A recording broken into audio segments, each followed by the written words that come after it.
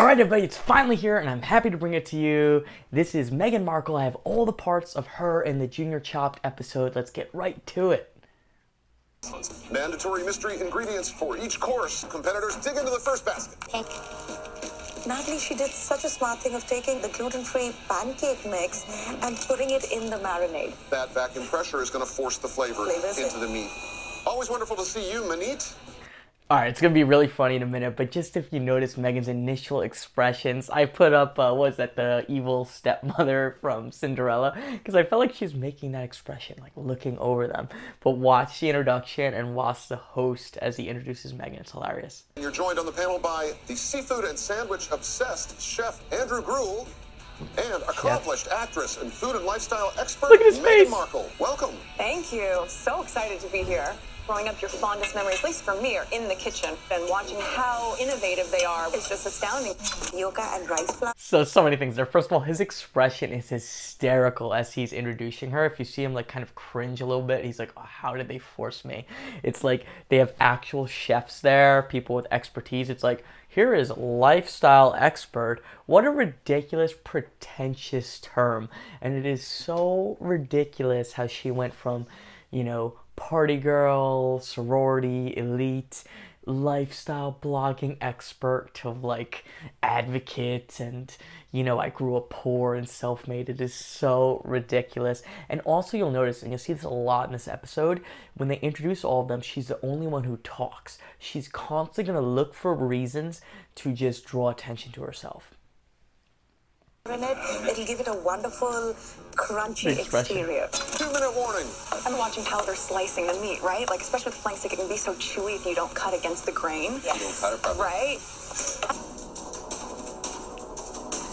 Alright, the judging gets really fun, and I feel like, again, Meghan's just repeatedly saying things to say it. She seems to do this constantly, and this episode is such a good example of that.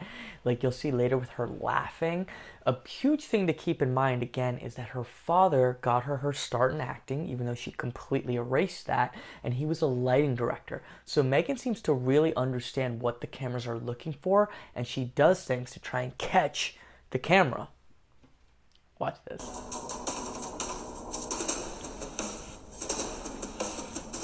Junior chefs, you have arrived at the chopping block. The judges are ready to taste the appetizers you made. Just want to know, which one of you could eat that entire peanut butter cup?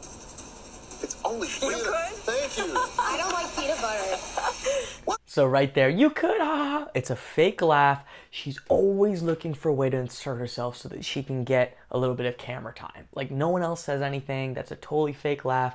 It has no purpose. And that's why she's annoying. She's constantly saying things that have no purpose, that contribute nothing, so she can get a little bit of view on her. Would you eat all the chocolate off of it, maybe? Probably. Sounds like something I would do. Maisie, could you tell us about your appetizer? I made a scallion and Asian hot sauce pancake with a pan-seared pink grapefruit beef satay and a spicy peanut butter sauce. Look at her expressions when she eats. You were able to find such good balance in the She sauce. always talks first. I love that perfect kick of heat that gets you in the back of your throat.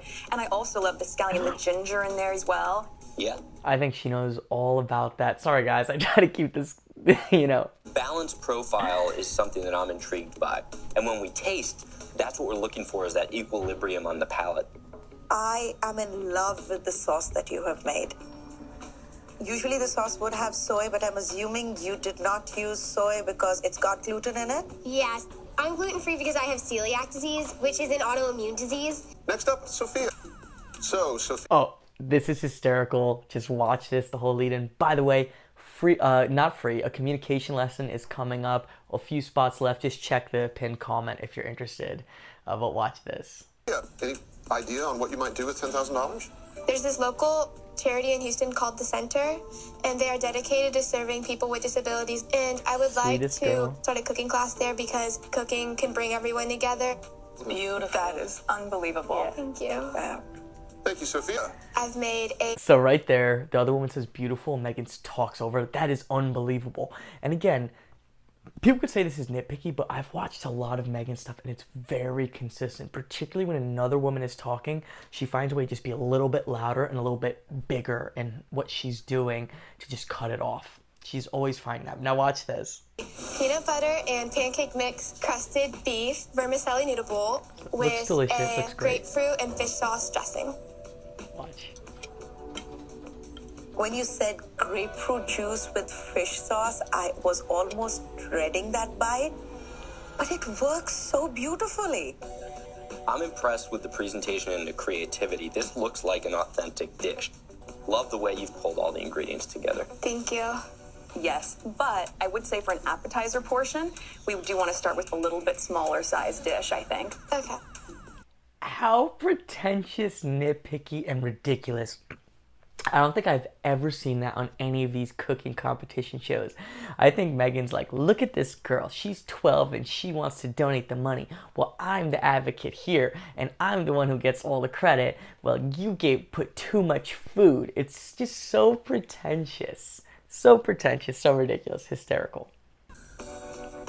We're told that you beatbox and you do ballroom dancing.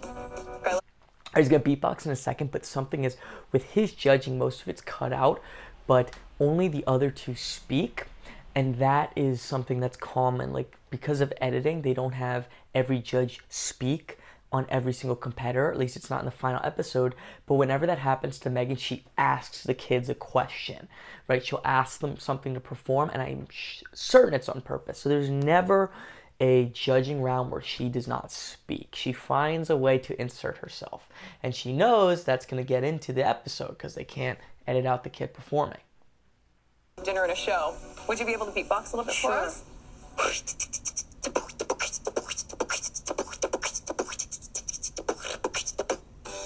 Good stuff. Good stuff. Bravo. A short amount of time, it doesn't have enough. Again, I think she's looking around smiling and doing the fake laughing so that she can catch the camera. She's constantly doing little things that draw attention to herself that don't really contribute anything, because the laughs are not real, right? Is that a real laugh? It's not real. She's always finding ways to insert herself. And that comment about like, oh, I bet you can eat all the chocolate, just constantly speaking things that are purposeless. And people do that, who they're clearly just talking to talk.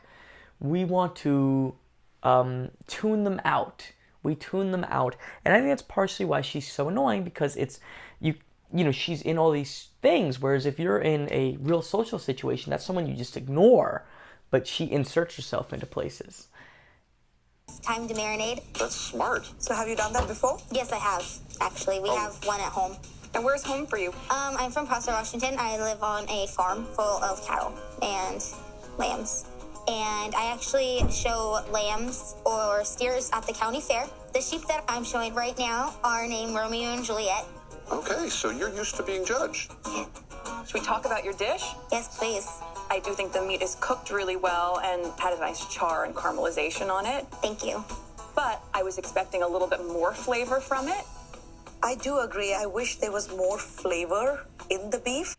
You know, that one I'll say was fair feedback. Didn't seem too bad to me. Obviously, I didn't eat the dish, but it sounded like she was constructive. So I'll give her credit where credit is due.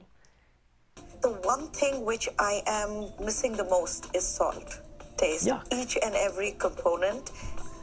That's not Meghan, but yuck. Who, like, just pouring salt all over things. I don't think it's very healthy. I mean, obviously she knows more about cooking than me, but I think people overuse salt. You know, your body gets used to it. You don't even taste it. But if you get used to not having salt, then you can just not have salt. And it tastes the exact same. Taste. They're very fibrous. They are tough to eat. They are bitter. Did you see Meghan's expression? She has no idea what that woman is saying. She's like, yeah, let me agree, let me agree. Thanks for watching, everybody. I hope you enjoyed it. This was a lot of preparation, and I'll see you all soon.